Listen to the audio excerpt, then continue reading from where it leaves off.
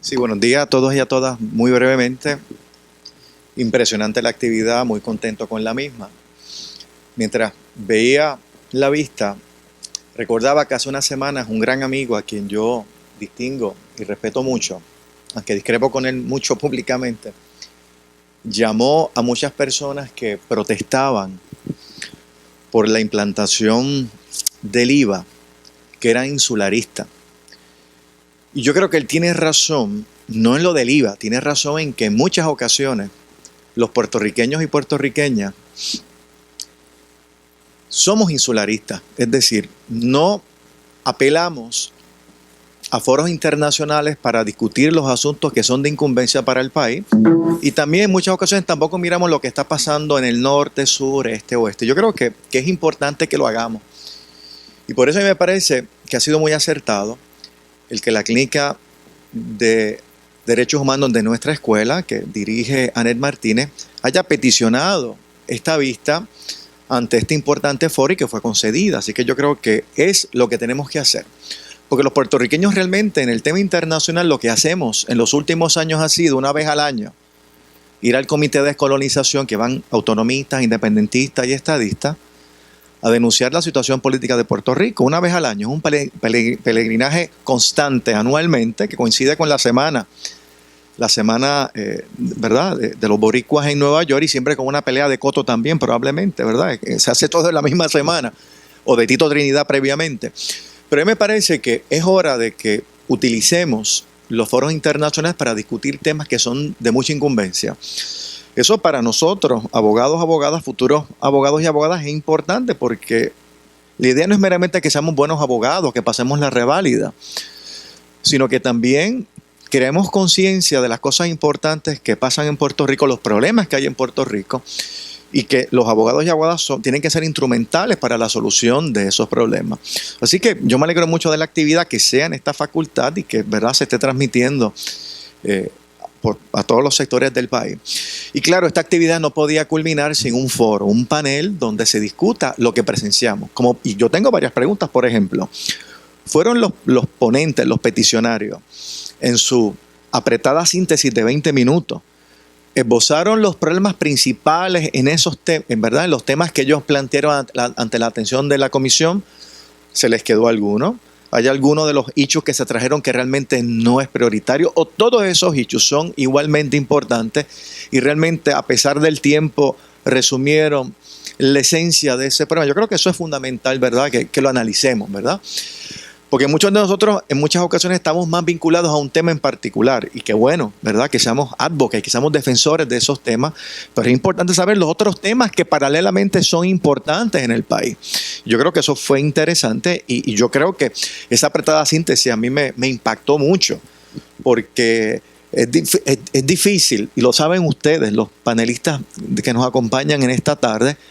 Es bien difícil ser breve cuando uno le apasiona un tema, cuando uno entiende que ese tema es tan importante. Yo creo que los compañeros y compañeras que estuvieron allí realmente hicieron un trabajo extraordinario en sintetizar en esos 3 minutos, salvo uno que se pasó el penúltimo, ¿verdad? ¿Verdad? Que yo creo que un poco, pero me parece que fue muy bueno. Por otro lado, sería bueno analizar y que ellos analicen la reacción del gobierno de Puerto Rico. ¿Fue una reacción que realmente contestó las interrogantes o fue un ejercicio de relaciones públicas? Yo creo que eso hay que analizarlo, yo creo que es importante. Por otro lado, para ser justos con ello, en los últimos 16 años hemos tenido 4 gobiernos distintos. Esos gobiernos de esos últimos 4 gobiernos, ¿han atendido de alguna manera estos problemas o al contrario, su indolencia a los mismos ha ido en aumento? ¿Cómo compara el actual gobierno en la atención a estos problemas en comparación con los 3 previos gobiernos? ¿Se ve luz al final del túnel o la cosa se está agravando? Yo creo que también eso es un nicho que hay que atender y finalmente hubo alguien, ¿verdad? Hubo una entidad que no estuvo allí presente, por lo menos como ponente, que es el gobierno de los Estados Unidos, que tiene mucho que decir en cuanto a 3 temas. El tema de los inmigrantes, porque por razones evidentes Puerto Rico no controla, ¿verdad?, su frontera. El tema de la pena de muerte, como dijo, ¿verdad?, el secretario de Justicia en cierta medida. y evidentemente la escarcelación de Oscar López, ¿verdad? Así que me parece a mí que el panel tiene la mesa servida para unos temas muy interesantes. Bienvenidos, ustedes son colaboradores de siempre, esta es su casa, así que adelante. Gracias, decano. Bueno, ya yo creo que la mesa está servida, ¿no? Voy a presentar a nuestros panelistas. Me presento yo soy la licenciada Verónica Rivera Torres, coordinó para Puerto Rico los trabajos de CLADEM, que es una de las organizaciones solicitantes. Aprovecho para agradecer a Annette que haya hecho este trabajo de coordinación, que ha sido, ¿verdad?, tan medular para lograr la audiencia que hoy acabamos de ver. Voy a empezar con Marilucy. Marilucy es profesora de aquí de la Universidad, de la Escuela de Derecho de la Universidad Interamericana, es una de las integrantes de Intermujeres y es una abogada que ha trabajado en el pleito de clases de los niños y las niñas de educación especial. Luego tenemos a Kevin Rivera, que es el presidente, el licenciado Kevin Rivera, que es el presidente de la Comisión sobre la Pena de Muerte del Colegio de Abogados y Abogadas de Puerto Rico. Tenemos a la compañera Irma Lugo Nazario, que es una activista por los derechos de las mujeres, está hoy en representación de Amnistía Internacional, pero es integrante de CLADEM también. Está aquí la licenciada Amarilis Pagán Jiménez, que es directora ejecutiva de Proyecto Matri y también una de las portavoces de CABE. Y pues claro, tenemos a Annette, que como saben, pues la directora de la Clínica Internacional de Derechos Humanos de aquí de la Escuela de Derecho. Y bueno, yo creo que ya, como bien decía el decano, tal vez vamos a darnos a cada uno un espacio para reaccionar tanto a la participación de nuestras organizaciones afines y qué el Estado dijo o dejó de decir en cuanto a esos temas. Voy a comenzar con Marilucy. Y lo invito también, ¿verdad?, que siempre los defensores y las defensoras hablamos del tema transversal, ¿no? Así que no se tienen que limitar necesariamente a un tema con el que han trabajado, sino si pueden darle una mirada transversal a esa participación de tanto de las organizaciones como del Estado, pues muy bienvenida, Marilucy. Sí, buen día. ¿Me escuchan? Yo quisiera aprovechar, como bien hizo Verónica y Julio, felicitando a Annette, porque estos 20 minutos que hablaron allí las compañeras y compañeros que asistieron y nos representaron en esa vista, en esa audiencia, llevan meses largos reuniéndose para poder entonces producir el documento que le presentaron a la comisión y hacer esta presentación tan apretada en tiempo, ¿verdad?, de la situación de Puerto Rico en todas esas áreas que hablaron. Así que mis felicitaciones a Annette, también a Francisco de la Universidad de Santa Clara, la Facultad de Derecho de Santa Clara en California, y a Nora Vargas Acosta de la Escuela de Derecho de la Universidad de Puerto Rico, que también fueron esenciales en este proceso. Quisiera aprovechar también saludar a los compañeros y compañeras que se encuentran en Washington, D.C. Nos dijeron que esto iba a transmitirse allá o que ellos iban a tratar de entrar para poder ver la reacción de este panel, así que les felicitamos, le enviamos un gran abrazo, hicieron un gran trabajo, así que estamos muy orgullosos. Y bueno, pues mi reacción tiene que ver con el caso de educación especial o la situación de los estudiantes de educación especial y el sistema educativo aquí en Puerto Rico. Más allá del caso. A mí me interesa sobremanera escuchar o leer la carta que le han requerido al señor César Miranda en términos de los cuestionamientos que hicieron los comisionados sobre la ponencia que él presentó y las situaciones que presentó, en este caso Lina, a favor de los niños y niñas de educación especial. El secretario de Educación habla de que esta situación de los niños de educación especial, ¿verdad?, tiene un alto interés público, pero ese interés público tan preciado, tan alto, no lo podemos ver en los servicios que se ofrecen a los estudiantes de educación especial.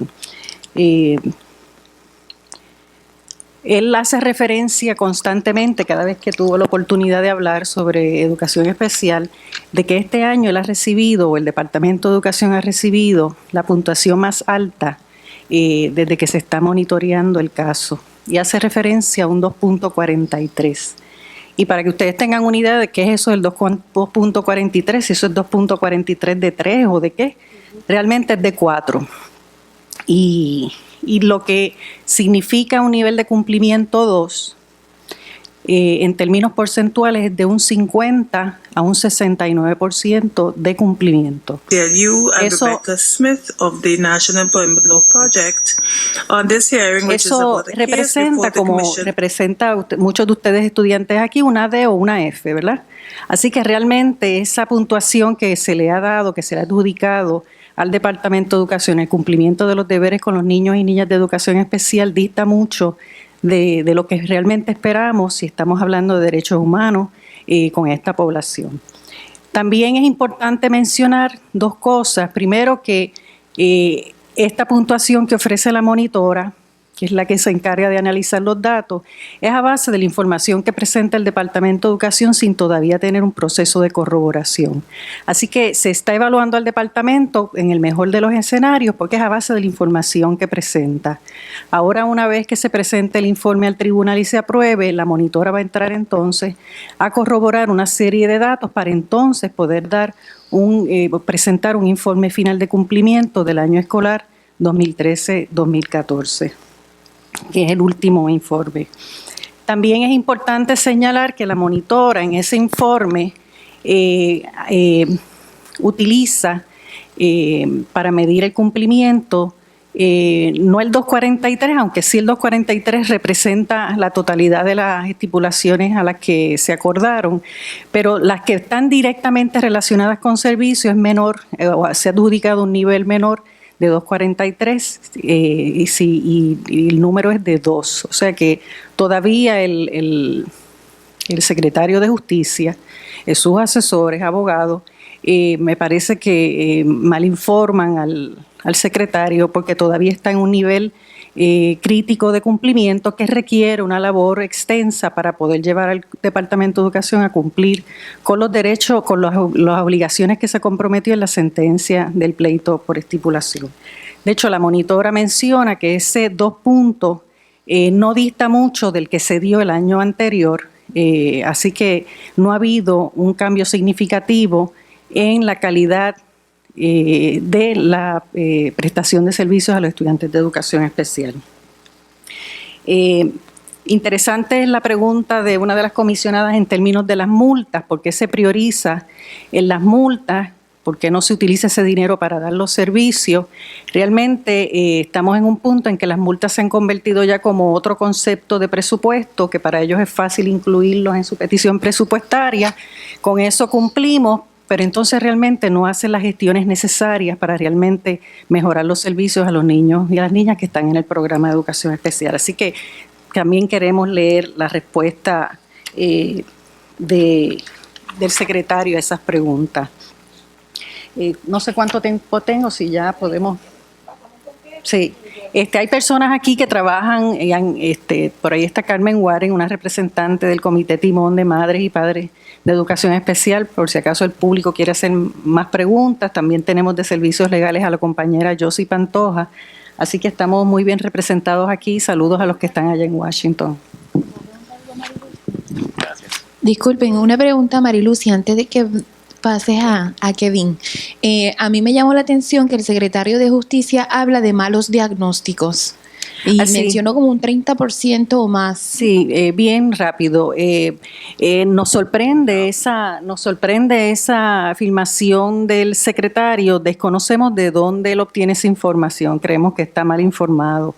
Las personas que determinan la elegibilidad de los estudiantes a los servicios de educación especial son, además de los padres, los funcionarios cualificados para hacer esa determinación. Así que si están haciendo una determinación incorrecta, lo que está hablando es de, una vez más, de la ineficiencia entonces de sus funcionarios. Así que se contradice el secretario al tratar de explicar la cantidad de estudiantes y de hecho está hablando de llevar a cabo unos procesos para entonces dar de baja o darle alta a los estudiantes de educación especial. Habló de un 35%, que es un por ciento considerable, pero realmente no entendemos de dónde él obtiene esa información y estaremos pendientes a ver cómo tratan de implantar la eliminación o la remoción de esos 35% de estudiantes del programa de educación especial. Pero ese es un proceso que se hace con empleados del Departamento de Educación, que el departamento en el informe dice que están cualificados para hacer esa determinación de elegibilidad y son evaluados por contratistas independientes contratados por el Departamento de Educación que cumplen con todas las normas para poder ser contratados bajo el Departamento de Educación. Así que es un poco contradictoria lo que nos indica el secretario. Gracias, Mil. Gracias a todas y todos ustedes aquí por soportarnos un ratito después de esta vista. Yo quisiera comenzar diciendo que realmente, o sea, yo me siento no solamente honrado, sino privilegiado de poder compartir con una cantidad de defensores y defensoras de derechos civiles y humanos, porque al igual que como están allá en Washington, estamos aquí, hay personas en Sagrado Corazón también haciendo este mismo ejercicio. Nosotros contamos con un caudal de recursos humanos que están día y noche pendientes a estos derechos civiles y humanos y luchando por ellos en lugares donde ha costado la vida hacerlo en muchas ocasiones. Sobre el tema de pena de muerte, me dio mucha lástima de que no se pudiera escuchar la ponencia completa. Una ponencia muy corta, el issue del tiempo realmente pues nos traiciona muchísimo, pero es el tiempo que teníamos para poderlo exponer. Y de seguro que se quedaron algunos temas, por ejemplo, lo que es el proceso del sistema judicial federal, cómo se aplica la pena de muerte en Puerto Rico, y se quedaron quizás algunos otros temas muy, muy interesantes de exponer, porque simplemente no había el tiempo. Sin embargo, yo sí les voy a resumir un poco lo que pasó con este tema, porque aunque fue una ponencia corta, y mucho más corta fue la reacción del Departamento de Justicia local. Sin embargo, dentro de la comisión generó muchísimo entusiasmo. Primero, se estuvo hablando de que Puerto Rico es la 7ª jurisdicción con más casos federales de pena de muerte. Segundo, se estuvo hablando sobre el acuerdo, el MOU, el memorando de entendimiento que hay entre el gobierno de Puerto Rico y el gobierno federal para ceder la jurisdicción en muchos de los casos que en el sistema federal acarrea la pena de muerte. Además de eso, también se estuvo hablando de las extradiciones. Estuvo hablando, por ejemplo, de que Puerto Rico tenía la oportunidad quizás de negarse a la extradición en un caso de pena de muerte, pero el Tribunal Supremo de Puerto Rico ha indicado lo contrario. Ha dicho que usted se supone que simplemente lleve el proceso de extradición. Hay algunos acuerdos entre algunos estados. Por ejemplo, hace poco el gobernador de Rhode Island se negaba a entregar a las autoridades federales a un prisionero que ellos ya tenían, que iba a ser expuesto a un proceso federal de pena de muerte. Le pasaron el rolo al gobernador de Rhode Island, a pesar de que tuvo incluso apoyo legal, como amicus curiae, de algunas personas y algunas instituciones acá en Puerto Rico. La solicitud que se hizo fue una principalmente en términos de pena de muerte, y fue que no se aplicara la pena de muerte federal a jurisdicciones donde localmente no la están aplicando. No es la primera vez que se hace esta solicitud. Esa solicitud se ha hecho por medios incluso políticos. Varios congresistas, entre ellos el actual comisionado residente en Washington, lo ha hecho, y la respuesta que se ha tenido del Departamento de Justicia Federal es tomar en consideración, cuando se esté evaluando si se va a incluir un caso como un caso de pena de muerte o no, si se va a certificar ese caso, que se tome en consideración si la jurisdicción la ha rechazado o no la ha rechazado, si la aplica o no la aplica. Pero evidentemente hemos continuado con estos casos de pena de muerte, aunque hay que decir que de una manera mucho más reducida en el último año y medio, después de una visita del secretario de Justicia acá a Puerto Rico, porque le caímos encima de diferentes flancos. Así que esa reducción, de hecho nosotros tuvimos 4 casos de corrido sobre pena de muerte hace apenas 2 años. 7 casos se presentaron en un mismo año, cuando aquí la costumbre era que nosotros teníamos un caso de pena de muerte cada 6 años. ¿Sí? Así que con ese marco es que se ha ido a la comisión.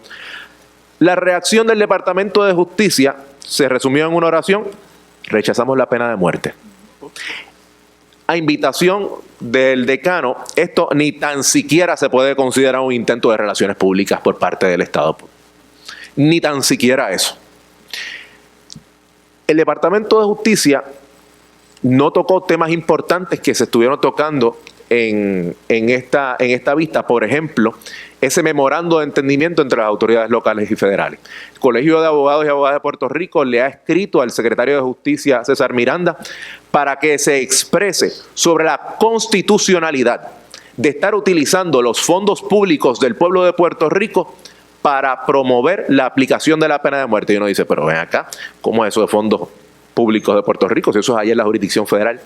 No. Aquí hay unos task forces donde se utiliza personal del gobierno de Puerto Rico para investigar y procesar casos criminales en la Corte Federal, donde en algunas ocasiones implica casos de pena de muerte y son pagados primordialmente por el gobierno de Puerto Rico. Dígame usted si eso no es utilizar o no fondos públicos para un fin que no es público bajo nuestra Constitución. Ese cuestionamiento se le ha hecho al Departamento de Justicia también cuando se le fue a confirmar como secretario de Justicia. Y él dijo que lo estaba evaluando. Aún así, no hemos tenido ningún tipo de respuesta.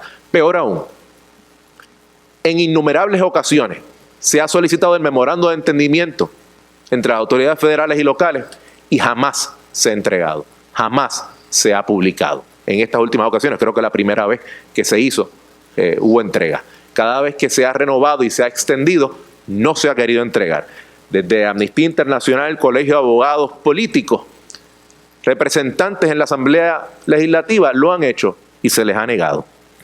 Yo creo que como parte de las reacciones fueron muy interesantes de la comisión, primero que Estados Unidos debería establecer prácticas y mecanismos para atender al asunto de aplicar la pena de muerte en un lugar que la rechaza tajantemente.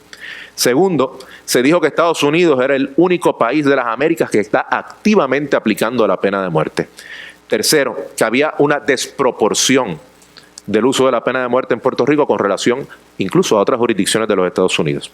Y cuarto, se habló de la paradoja de un país que abole la pena de muerte y otro que la impone en ese mismo país, incluyendo el issue de la barrera del lenguaje, donde no se permite que el acusado pueda asistir en su defensa.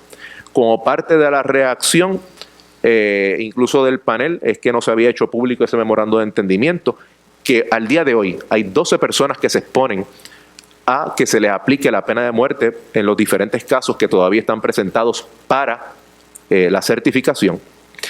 Y la reacción del secretario de Justicia era que era irreal que él tuviese que responder al asunto de pena de muerte en Puerto Rico, y lo despachó diciendo que no había ningún jurado en Puerto Rico que hubiese optado por la pena de muerte en lugar de una reclusión perpetua.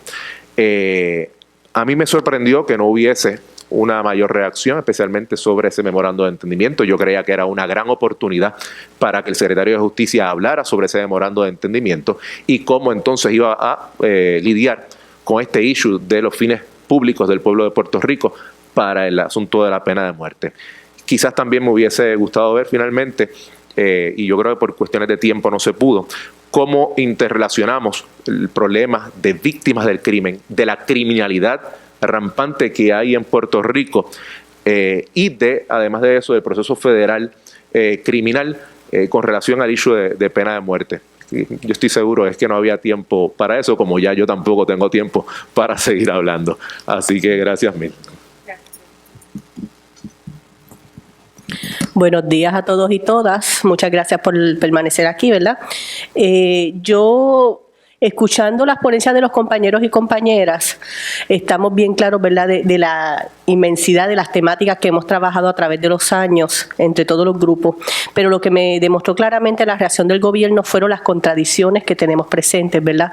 En el sentido de que escuchamos de mucha legislación que se está trabajando, supuestamente respondiendo a las denuncias que estábamos haciendo allí, pero vimos claramente, ¿verdad?, que dentro de esas contradicciones se ve lo que se ejerce, que es una violencia institucional, ¿verdad? Como la vemos claramente en algunas de las temáticas, y quizás tocando el tema de pena de muerte, Dentro de ese memorando de entendimiento, cada vez que se hace una renovación, lo que hemos estado viendo es una ampliación en los delitos que caen dentro del memorándum. Eso es lo que significa, y lo vemos diariamente en las noticias, cada vez que sucede una situación, que hay intervención de la policía, cuando dicen que entra la jurisdicción federal y que es la que asume los casos que se están viendo.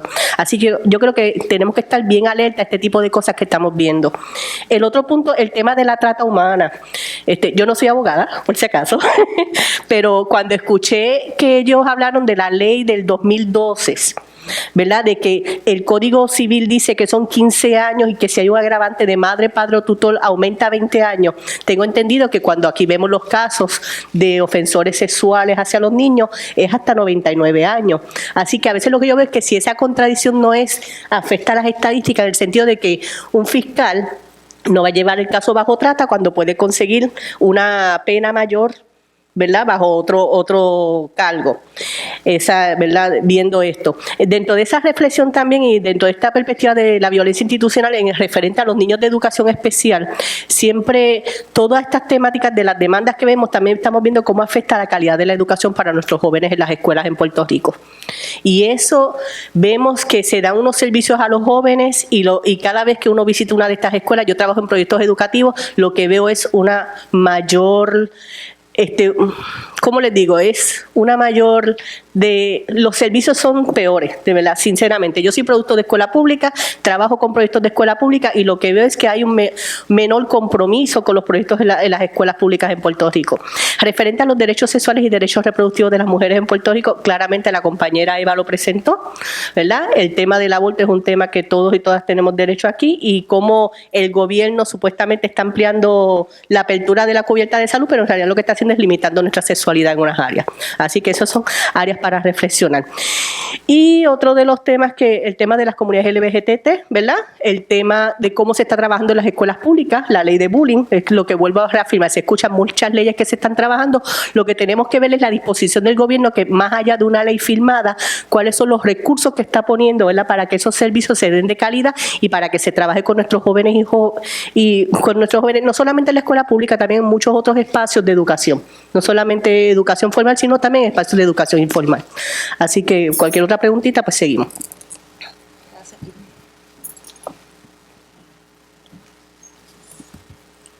Muy buenos días a todas y a todos.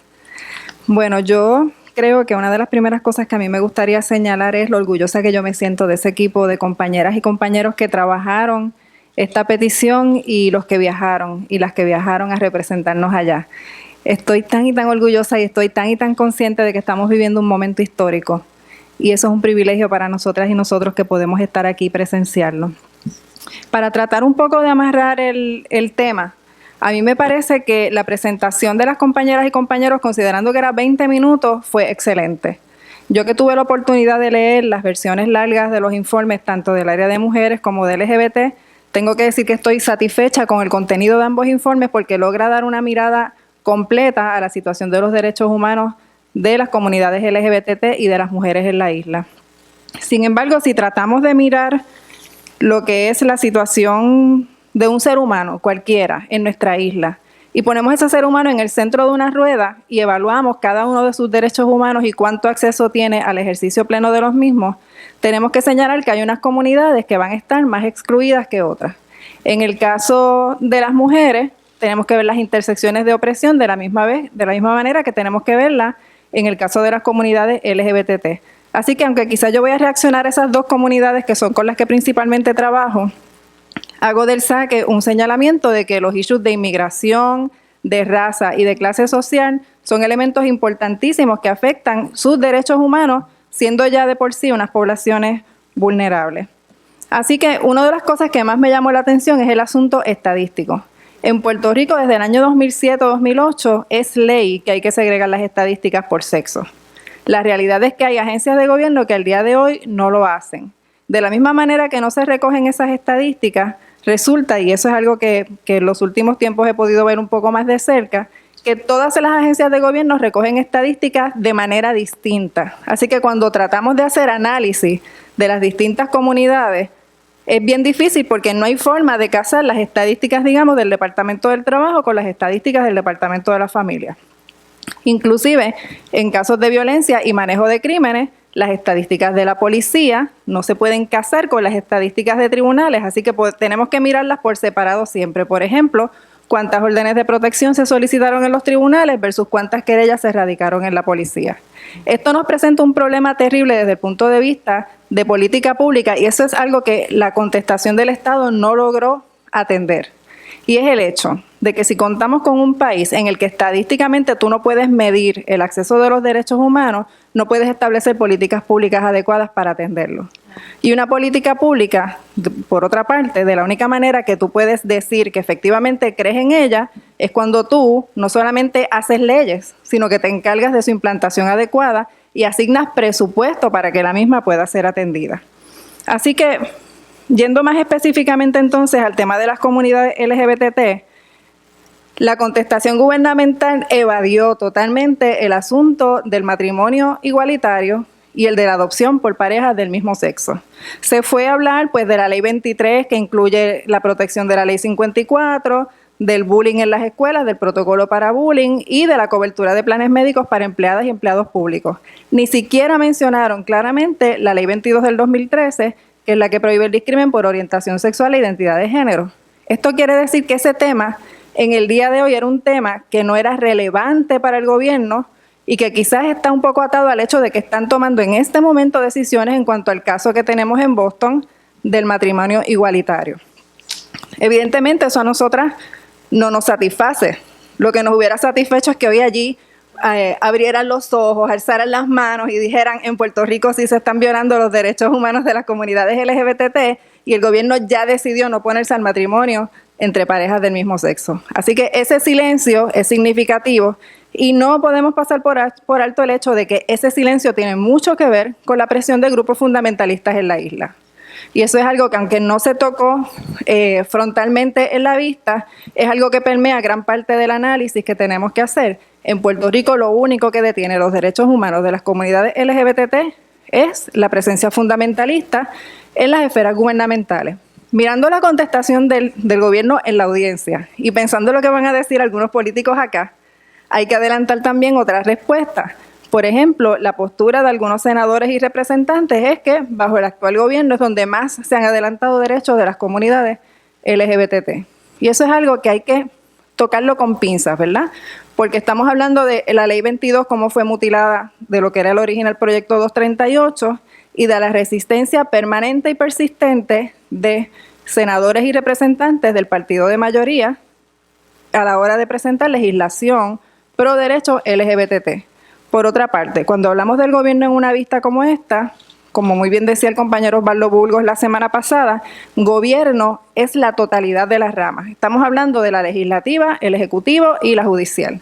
Y en las tres ramas hay que hacer todavía ajustes tremendos a la hora de hablar de los derechos de las comunidades LGBT, porque podemos tener un ejecutivo verbalizando unas intenciones a través de su secretario de Justicia, pero tenemos una legislatura que detiene proyectos de ley, una judicatura que interpreta como le da la gana la Constitución y nuestros derechos, y a la misma vez, dentro de la rama ejecutiva, agencias de gobierno en la que todavía se están violentando derechos y se violentan a veces no de forma activa, a veces por omisión. Como dicen por ahí, se peca de palabra, obra y omisión, ¿verdad? Haciendo alusión al lenguaje religioso que tanto le gusta a algunas personas, pues nuestro gobierno se peca de las tres maneras cuando tiene que ver con los derechos de las comunidades LGBT.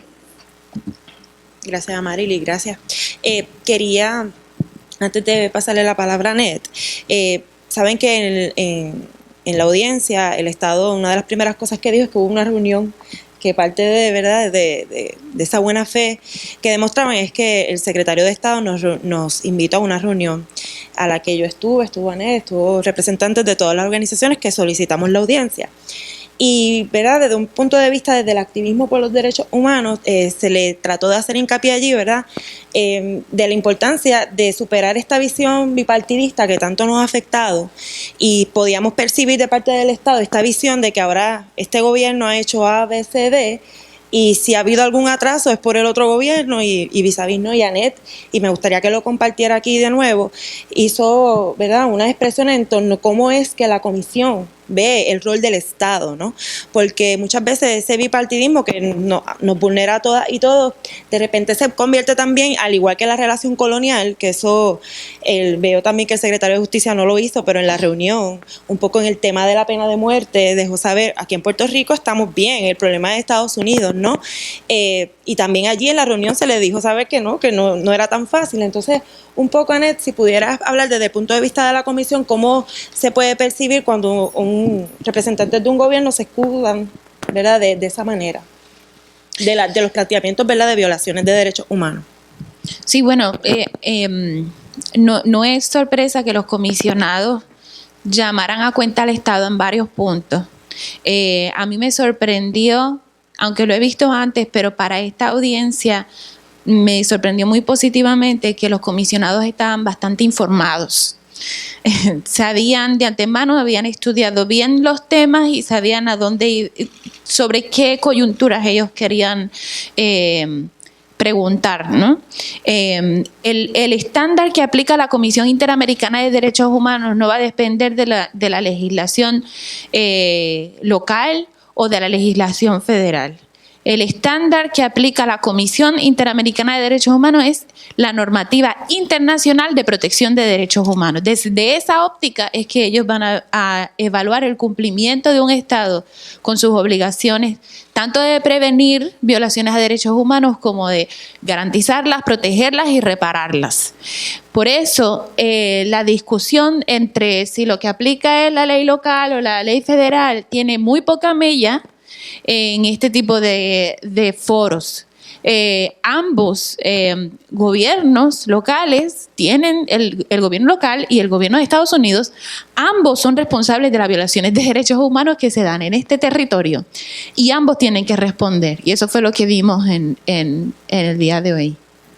¿Y algo más que quieras reaccionar de la audiencia? Bueno, hay muchos puntos que no se pudieron tocar, obviamente, como dijimos, por la falta de tiempo. Pero es importante dejarles saber que aquí se han estado trabajando por más de un año diversos informes. Se ha levantado información, data que ha sido analizada por las organizaciones de derechos humanos que trabajaron en los informes y también a través de entrevistas a proveedores de servicios, a expertos en las distintas áreas. Se ha hecho un trabajo realmente de una gran magnitud. El informe de mujeres tiene sobre 70 páginas y el de la comunidad LGBT también. Tenemos el informe de niñez, otros tantos. O sea que estamos hablando de que el esfuerzo para poder hacer estas denuncias creo que teníamos 3 minutos para cada tema. Realmente hay mucha información que se queda afuera. Hay unos puntos que a mí me gustaría traer a colación. La Comisión Interamericana sí está muy interesada en el tema de acceso a la información. Ya lo vimos que uno de los comisionados trajo ese punto.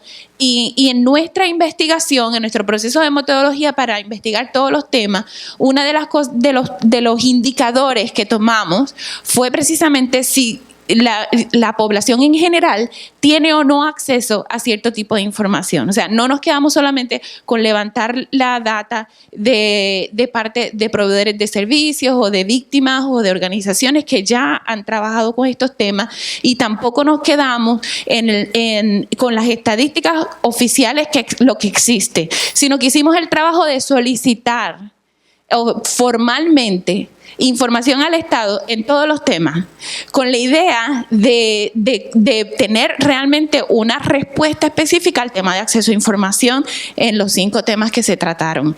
Y lo que nosotros encontramos es que en Puerto Rico hay límites grandes, o sea, hay grandes barreras para acceder a la información en general. Por un lado, lo que se pudo tocar así en la audiencia, que Yanira Reyes comentó, que es el tema de la falta de recopilación de información estadística segregada por indicadores de sexo y otros. Pero por otro lado, aún con la información que tiene el Estado, encontramos que usted la pide formalmente y es bien difícil que se la den. Y eso es un problema serio para nosotros evaluar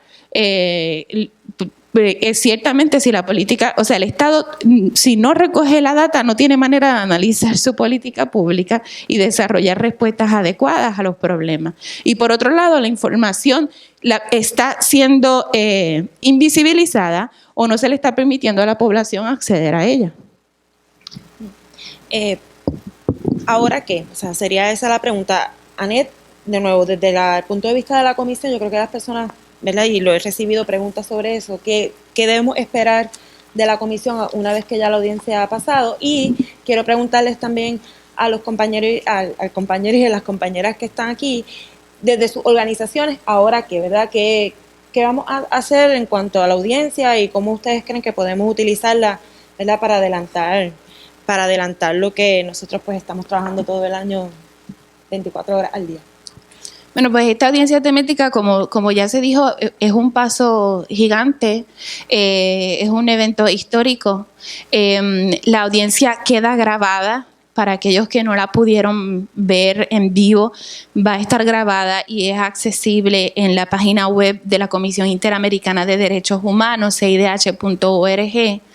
Y la audiencia como tal, en sí misma, como pudimos ver, tiene un valor increíble, porque es la primera vez que vemos en un foro internacional que se sienten en la misma mesa las organizaciones de derechos civiles frente a frente con el Estado y que el Estado tenga que responder al momento, públicamente y quedar en récord. A mí me sorprende varios de los puntos que mencionó el secretario de Justicia, en muchos aspectos aceptando, haciendo un mea culpa sobre algunas de las denuncias que se presentaron. Por otro lado, ignorando otros puntos por completo.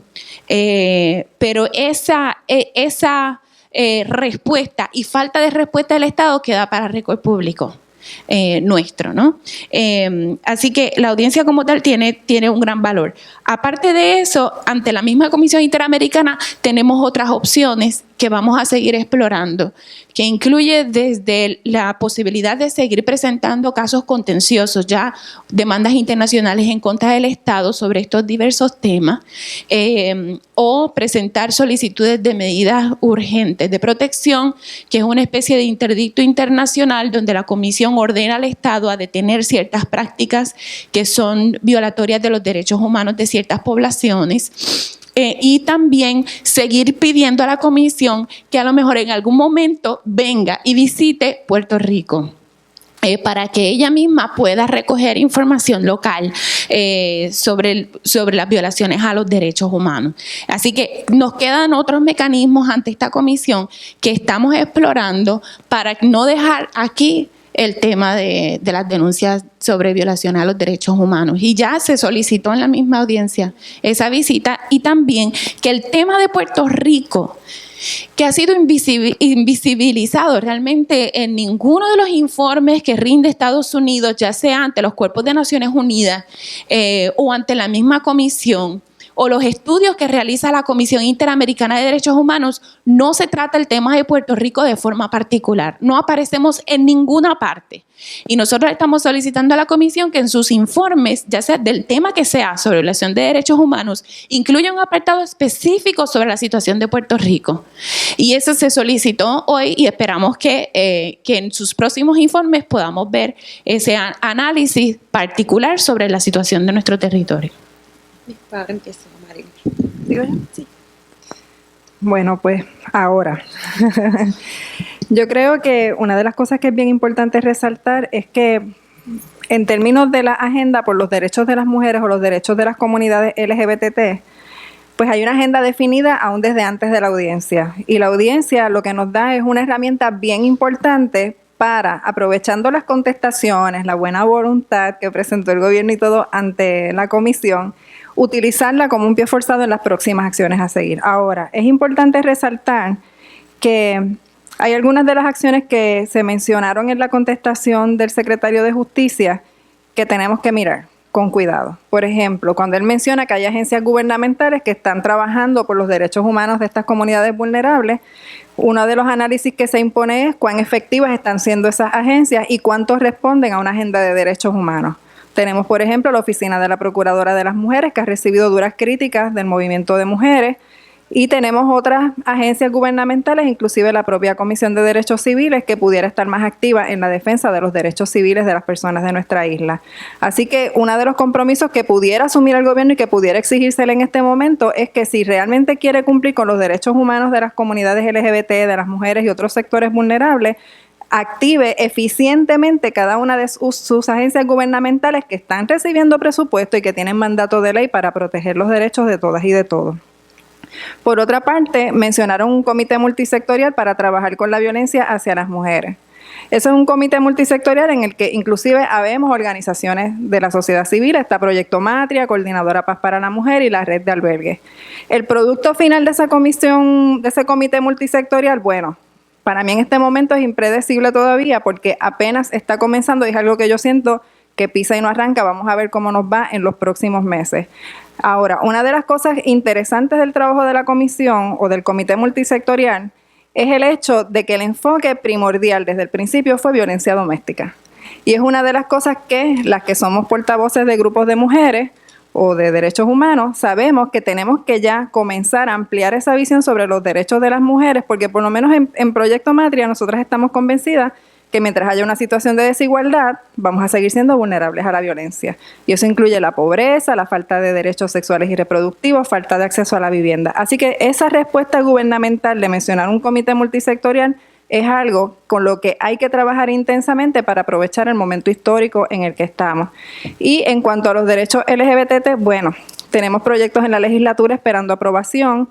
Tenemos un caso en el Tribunal Federal que se supone que esta semana el gobierno de Puerto Rico conteste formalmente sobre el matrimonio igualitario, pero si se fijan, el tema trans apenas fue tocado en la contestación gubernamental, a pesar de que en el informe que presentó Puerto Rico tiene una gran importancia, tiene un gran peso.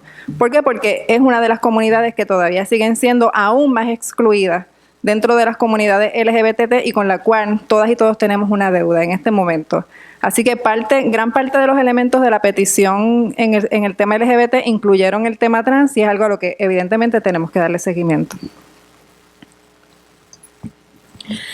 Viendo lo de plantea el secretario de Justicia, ¿verdad? Que hay muchos organismos, habló de 5 sombrillas de gobierno que protegen los derechos de diferentes grupos, pero estamos viendo también cuáles son las políticas que se están discutiendo últimamente, ¿verdad? A nivel de gobierno, cómo eso nos va a afectar. Si vemos el impacto que hubo bajo la Ley 7 en Puerto Rico, vimos el desmantelamiento de áreas de gobierno, de agencias públicas que eran bien importantes en dar unos servicios que vulneraban los derechos humanos de las personas y que impactó en el tema de la feminización de la mujer, ¿verdad? De la pobreza, en el tema también del Departamento de la Familia, la intervención con los niños en el Departamento de la Familia.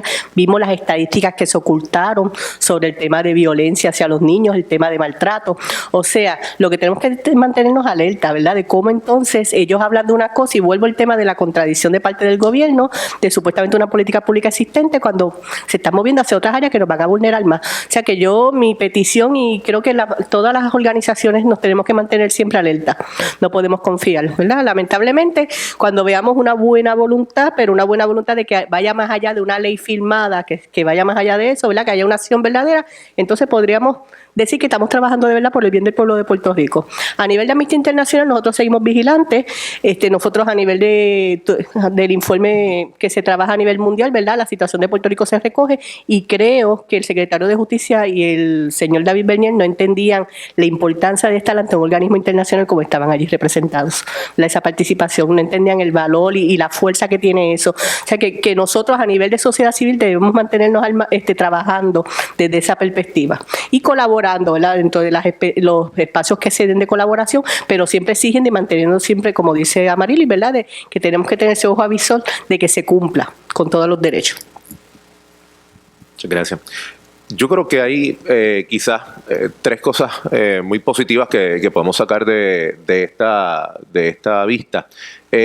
Primero, yo creo que también podemos decir, caramba, puede ser que haya algunos puntos de acuerdo entre las organizaciones de derechos civiles y derechos humanos en Puerto Rico y los diferentes gobiernos que pasen. Vamos a ver cómo podemos explotar esos puntos de convergencia y echarlos hacia adelante, porque de alguna manera yo creo que también desde acá tenemos que trabajar en esas diferentes áreas. Cuando hay que dar la lucha de frente, se da la lucha de frente. Y cuando podemos caminar de la mano, caminamos de la mano, porque siempre vamos a estar adelantando lo que estamos defendiendo. Ahora, hay otras dos cosas que ciertamente yo creo que llaman muchísimo la atención. Primero, en términos del caso del tema de pena de muerte. Número uno, la falta de reacción del gobierno local, pues realmente a nosotros nos puede decir de alguna manera como que no hay un interés, como que no se quiere trabajar ese tema. O el tema se resolvió en el 52 con la Constitución, y eso no es un problema nuestro.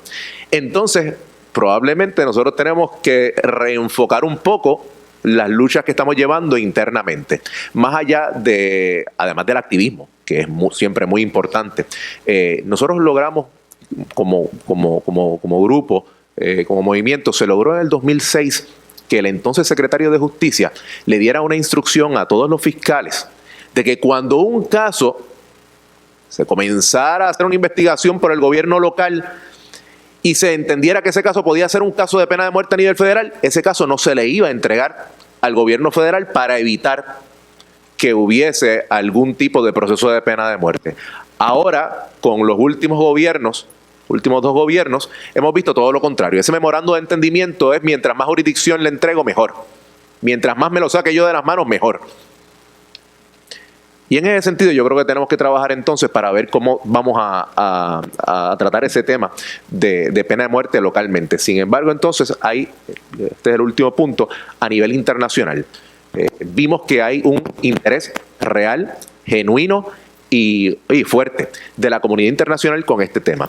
Yo vengo trabajando hace varios años el tema a nivel internacional, en organizaciones internacionales, en congresos mundiales, y el interés del caso de Puerto Rico siempre ha sido tremendo por esa cosa tan ilógica de que nosotros como nación hemos entendido que no vamos a aplicar la pena de muerte y una nación adicional no las impone. Así que yo creo que mientras se puedan seguir abriendo los espacios, como se hizo en esta vista, para continuar denunciando al gobierno de los Estados Unidos en su imposición sobre la pena de muerte en Puerto Rico, así hay que hacerlo. Así que yo creo que esas tres áreas son fundamentales para nosotros. El área internacional por la imposición, el área local por la indiferencia. Pero además de eso, entonces, también ese activismo que tenemos que seguir teniendo entre todos nosotros y nosotras, y de la manera en que podamos involucrar al gobierno para caminar juntos. Bueno, todos ellos y ellas han mencionado aspectos que nos aplican, ¿verdad?, a todos los temas que se presentaron allí. Primero, el darle el seguimiento a nivel internacional, como indica Annette, de qué podemos esperar de este proceso, qué otras gestiones se van a hacer. Así que esa colaboración entre los grupos, que ha sido también histórica en términos de los temas tratados, la cantidad y la diversidad, y por la extensión del tiempo que se han estado trabajando. Así que hay que dar continuidad. En términos del área de educación especial, Lina Torres, que es la que presenta, pues no pudo entrar en cada uno de esos detalles, ¿verdad?, de qué es lo que se está requiriendo, pero básicamente entre todas las peticiones que se hacen un llamado al gobierno federal, que son los que dan el dinero a los estados, los territorios para dar estos servicios, de que tiene que ser más activo al momento de asignar los fondos. Debe haber una monitoría mucho más cercana a la situación, a la realidad puertorriqueña, en este caso, ver qué está sucediendo en el caso para poder evaluar esos servicios y entonces poder hacer unas exigencias más específicas al Departamento de Educación a cambio de los fondos que se le brindan. Y los estudiantes de la Universidad de California de Santa Clara, de la Facultad de Derecho, han estado trabajando con unas propuestas muy específicas para ir a distintos niveles jerárquicos dentro del gobierno federal. Así que eso, lo que vemos es que esto pues es el comienzo de una serie de acciones, tanto internacional como a nivel del gobierno federal. Y aquí a las organizaciones, Carmen, tú que estás ahí escuchando estas expresiones del secretario de Justicia, de que hay que ver que hay 35%, 30 y algo por ciento que vamos a ver qué vamos a hacer con ellos porque no deberían estar registrados o determinados elegibles, pues llama a lo que dice Kevin, la participación de todos los sectores, porque pues lo que podemos ver es que va a venir una gran ola de intentos de excluir estudiantes de ese registro y que con la presión que tienen pública y también presupuestaria, ¿verdad?, de que de mover eso hacia adelante. Así que hay que estar muy pendientes desde muy aquí, aparte de las reuniones con el secretario y todas las gestiones que se hacen dentro del pleito de clase, observar cómo se va a tratar ese asunto, que no represente otra violación, ¿verdad?, otro maltrato a los estudiantes, a las niñas y niños del programa de educación especial. Gracias. Yo quería añadir a lo que han dicho, es que, ¿verdad?, que como he tenido la oportunidad de ser parte del proceso y estar escuchando a los compañeros y compañeras, puedo decir que hay 3 asuntos en particular que saltan a la vista, que es como la cuestión de género, de raza y la pobreza que estamos viviendo en este país, atraviesan todas estas violaciones, ¿no? Y eso es importante y por eso estoy muy satisfecha porque se habló de las políticas de austeridad, ¿verdad?, que el gobierno está implantando, porque estas son las personas, ¿verdad?, esto es de lo que se está discutiendo ahora mismo el país, no nos podemos desentender de esa realidad, de esas discusiones que se están dando, la gente está en la calle, y cómo eso se relaciona con las violaciones de derechos humanos.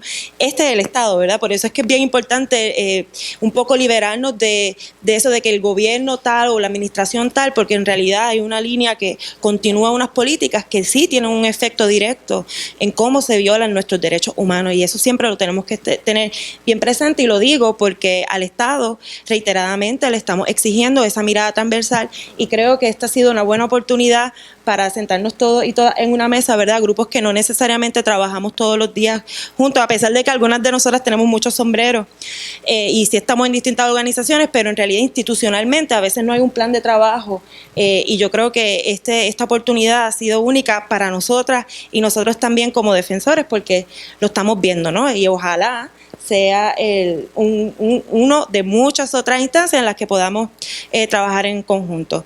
Aprovecho para agradecer nuevamente a la clínica dirigida por Anet, a las clínicas de la Escuela de Derecho de la Universidad de Puerto Rico, de Santa Clara, a todas las organizaciones que han sido parte de este esfuerzo.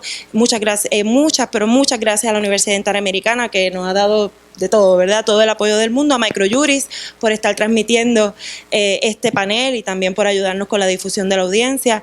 Les invito a todas y todas que utilicen sus redes sociales, que compartan la audiencia, que como ya les dijo Anet, va a estar disponible en sus páginas, en sus blogs, porque es importante que la gente en Puerto Rico sepa que esto pasó y que va a tener una repercusión en el futuro para el bienestar de todas y todos.